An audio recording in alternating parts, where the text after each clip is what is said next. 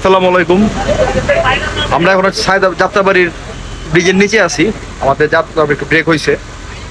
আমরা টোটালি এখান থেকে 23 জন, আর হচ্ছে গাড়িতে সুনামগঞ্জ থেকে উঠবে 3 জন, টোটাল 26 জনের গ্রুপ যাচ্ছে। আমরা সায়দাবাদ থেকে বাস চেক করছি। আমাদের বাসে জনপ্রতি ভাড়া পড়ছিল 450 টাকা করে, আর বাসের নাম ছিল আরপি পরিবহন।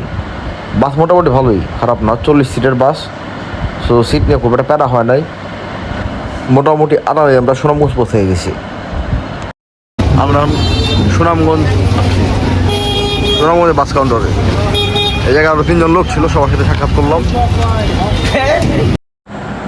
আমাদের ট্রিপটা মূলত বাজেট ট্রিপ ছিল। আমরা এই মোল্লা হোটেলে নাস্তা খাওয়ার জন্য আসি। জন প্রতি 3টা পরোটা হচ্ছে ডাল ভাজি, ইন টোটাল 50 টাকা। ব্লগের মাঝখানে আপনাদের পরবর্তী যে আনুষঙ্গিক খরচ আছে সবগুলো আপনারা ধীরে ধীরে জানতে পারবেন। আমরা সবাই বাজার সদাই করে বোটের কাছে চলে আসছি। এই যে যার নাম কি শিবলি? লালপুর ঘাট। আমাদের বোট ছাড়তেছে লালপুর ঘাটের। এটা হচ্ছে তাইপুরে বোট। তো এখান থেকে আপনার সুনামগঞ্জ ব্রিজ থেকে গেলে আপনার 40 মিনিট লাগবে। এটা সুনামগঞ্জে ঢুকে না, তাইপুরে বোটের জন্য এই লাল ঘাটে এসে দাঁড়াইছে। এই যে হচ্ছে আমাদের বোট, একটু দেখা যাইতেছে। গাড়ি গেলে এই বোটটা হচ্ছে তাইপুরে সবচেয়ে বড় বোট। বোটের নাম হচ্ছে পানসি হাউস বোট। হ্যাঁ, এই যে হচ্ছে আমাদের বোট।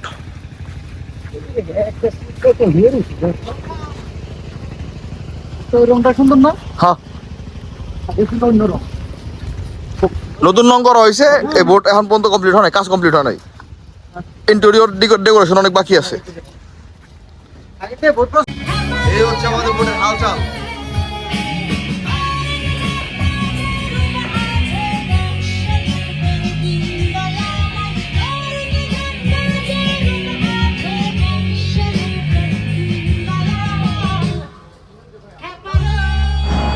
যে যার মতো পজিশন নিয়ে নিছে।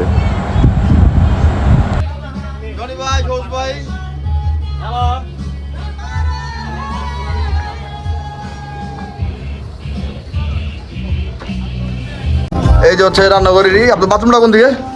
এই যে ডিম ক্যারেটও তো মাছ না। আমরা নিজেরাই বাজার করছি। এই জায়গায় ভাইরা রান্না করে দিবে। ওয়াশরুম এইদিকে।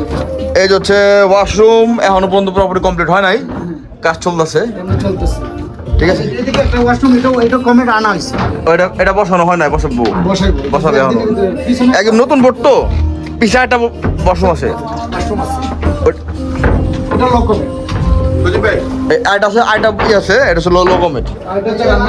এই যে হচ্ছে রান্নাঘর ওনাদের ভাইজানদের। এটা হচ্ছে লোকোমোট। পিছনের জেনারেটর একদম নতুন হাউসবোট এটা। পিছনের জেনারেটর আর হচ্ছে আপনার এই জেনারেটর কোনো সাউন্ড নাই। জেনারেটর কোনো সাউন্ড নাই, সাউন্ডলেস জেনারেটর। ঠিক আছে,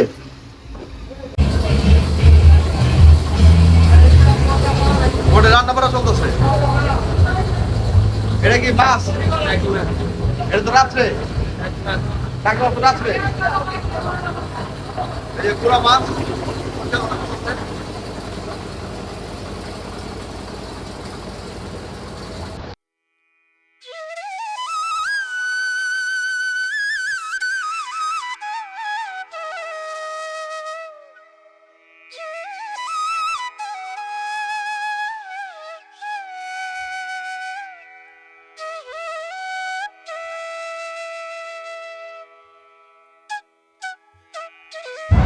আমরা সবাই বাজার টাজার কমপ্লিট করে 10:30 নাগাদ টাকাঘাটের উদ্দেশ্যে রওনা দিই।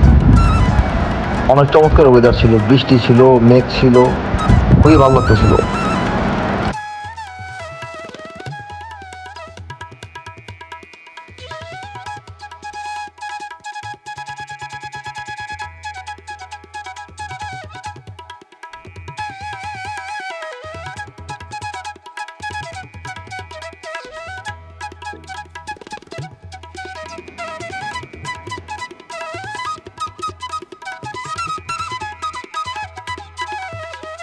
দেখতে দেখতে আমরা চলে আসি ওয়াচ টাওয়ারের এখানে, যেখানে আমরা গোসল করবো।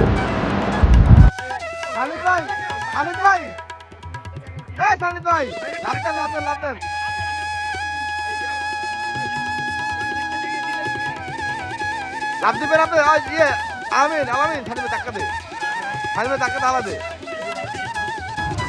এই যে এই জায়গায় সবাই মানে তো গোসল করার জন্য প্রস্তুতি নিতে আসে যাকে তুই লাভ দিবি না হ্যাঁ এখনই নিরিবিলিতে আসছে গোসল করার জন্য সব জায়গায় আছে নৌকা নৌকা অনেক নৌকা লাভ দে রেডি 1 2 বল লাত্তি মারছে এখন যাকে লাত্তি খাবে ধরতে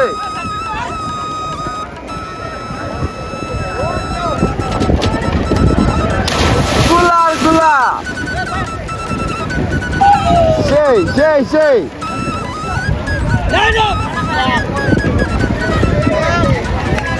গেলাম আব্দুল্লাহ মাসুম ভাই লাভ দেবো এখন রাঙ্গবার লাভ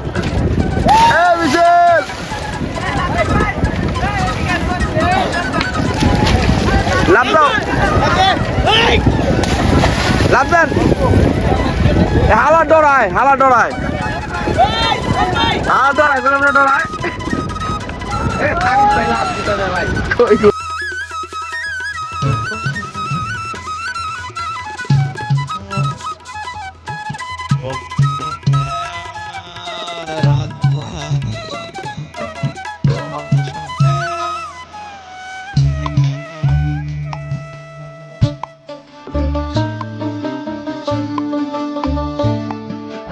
গোসল শেষ করে শুরু হয়ে যায় আমাদের খাবারের আয়োজন এগুলো হচ্ছে আমাদের খাবার এটা হচ্ছে গুঁড়া মাছ মুরগি ডাল খাবার আলু ভর্তা করে নাই বলে আলু ভর্তা মিস করছে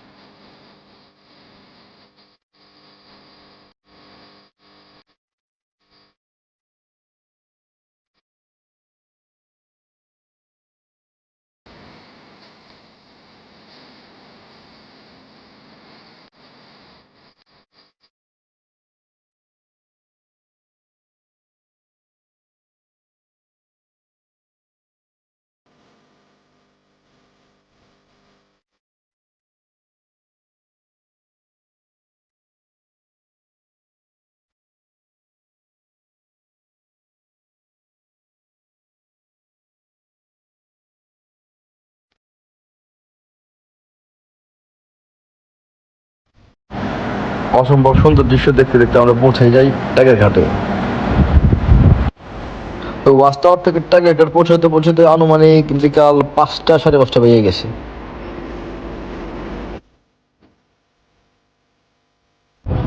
এই যে টাইগার ঘাট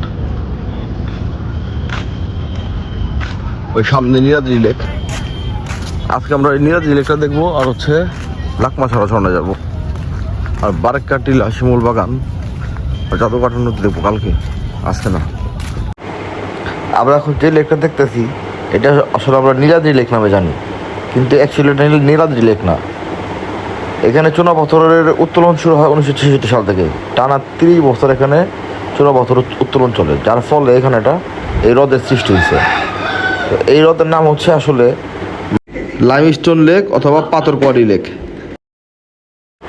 পরবর্তীতে বীর যোদ্ধা শহীদ সিরাজের নামে এই লেকের নামকরণ করা হয় শহীদ সিরাজ লেক এখন কিছু কিছু টুরিস্ট এই নীল পানি দেখে এই জায়গায় নাম দেয় নীলাদ্রি লেক আসলে এটা নীলাদ্রি লেক না এটা হচ্ছে শহীদ সিরাজ লেক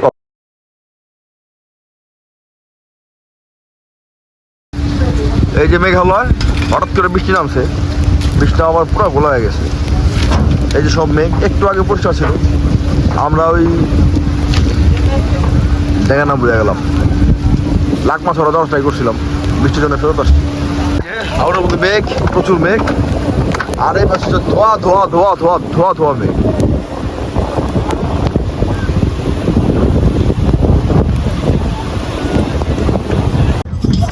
এই হচ্ছে টাঙ্গুয়ারের রাত্রের পরিবেশ আমাদের নৌকা ভাসাই দিছে।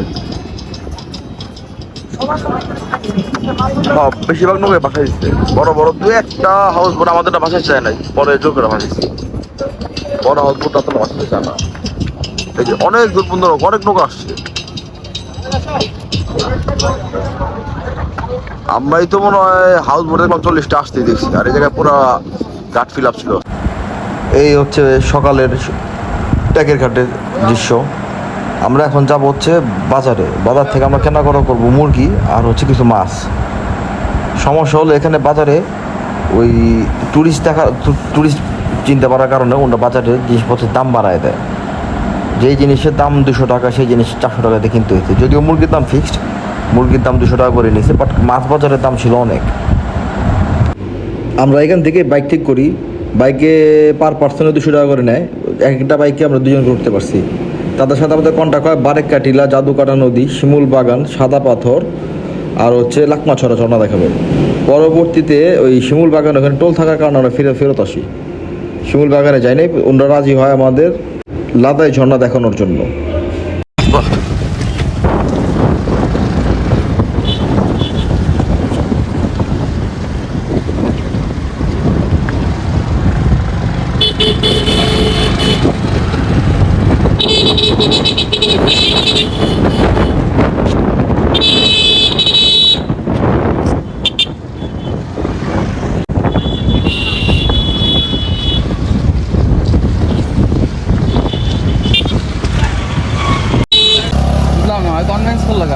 কেরাটা সবাই না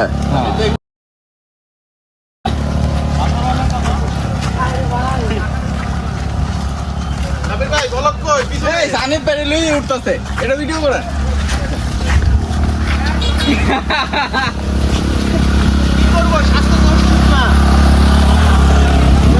অবস্থা শেষ।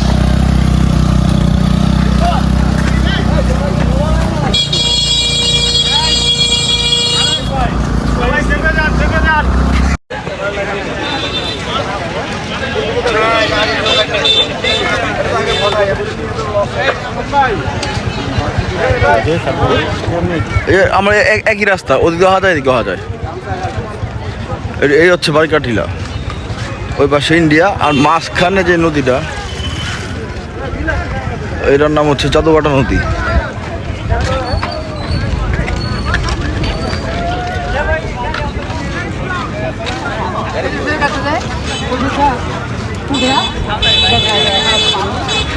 এই হচ্ছে জাদুকাটা নদী। পানির 2 রকম রং, এক সাইড গোল আর সাইড হচ্ছে নীল।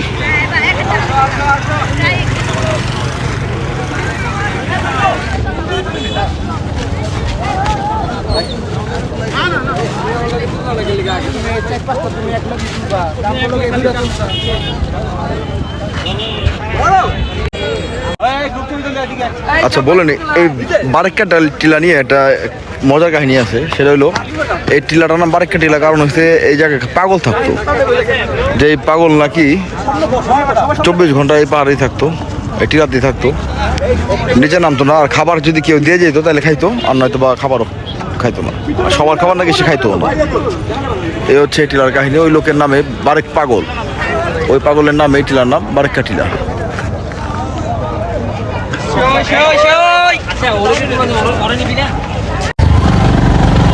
আমাদের বারেক্কা টিলা ঘোরা শেষ, এখন আমরা যাবো হচ্ছে লাদাই ঝর্ণা।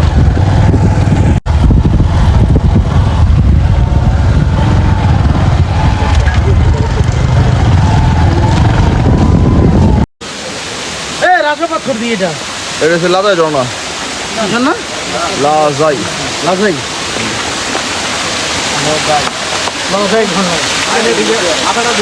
সবাই একটু হাত মুখ দিতে আছে, ঠান্ডা ফ্রেশ পানি পাইছে। এই হচ্ছে ঝর্ণা।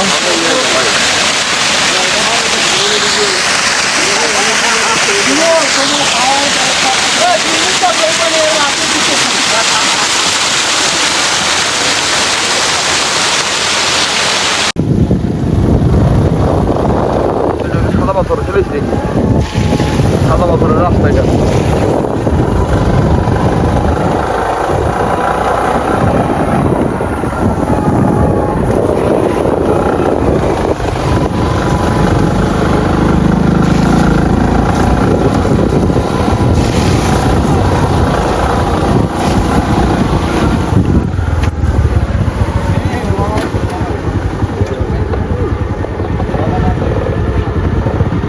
ওটা কোন জায়গা তোরা হ্যাঁ তা তো বুঝি সাদা পাথর সাদা পাথরে তোমার এখন যে সিজন, হ্যাঁ এই সিজনে পানি নাই, পানি নাই তো এখানে তুমি প্রকৃতি আসল সৌন্দর্যটা পাবা না।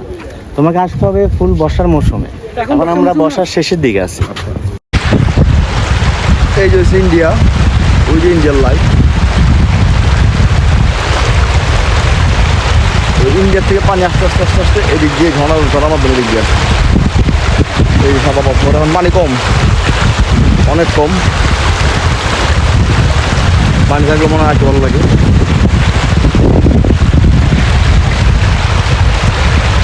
আমরা তো শুধুমাত্র পানি পাইছি, আর ইন্ডিয়া পুরো পাহাড়টাই নিয়ে গেছে।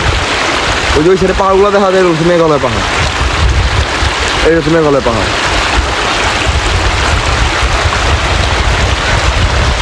সব নিয়ে গেছে, সব নিয়ে গেছে।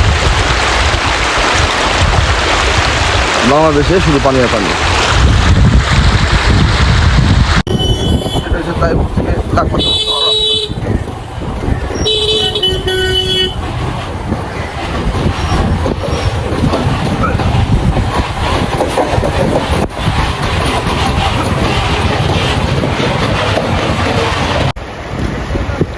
এই হচ্ছে লাকমাছড়া। হায় হায়, এই জায়গায় শিবলিওর আওয়াজ। এই লাকমাছড়াই ছিল আমাদের এই টাঙ্গুয়ার হাওরের দেখার লাস্ট জায়গা। এই লাকমাছড়া ঘোরার পর আমরা বোটে ফিরে যাই, তার কিছুক্ষণ পরেই আমাদের যাত্রা শুরু হয়ে যায় আবার সেই তাহিরপুরের উদ্দেশ্যে।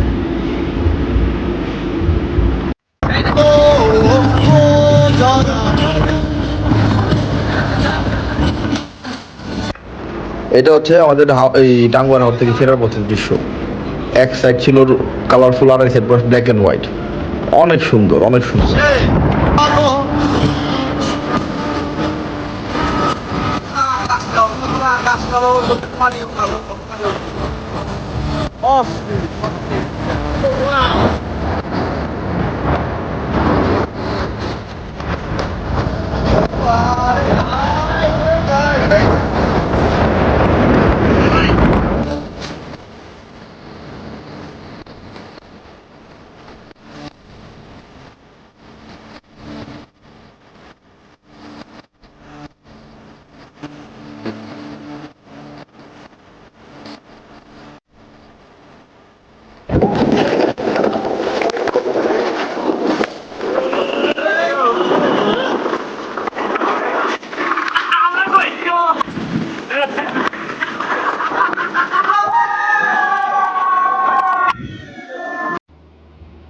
আমাদের এই ট্রিপ নিয়ে আপনাদেরকে ইনফরমেশন দিয়ে রাখি।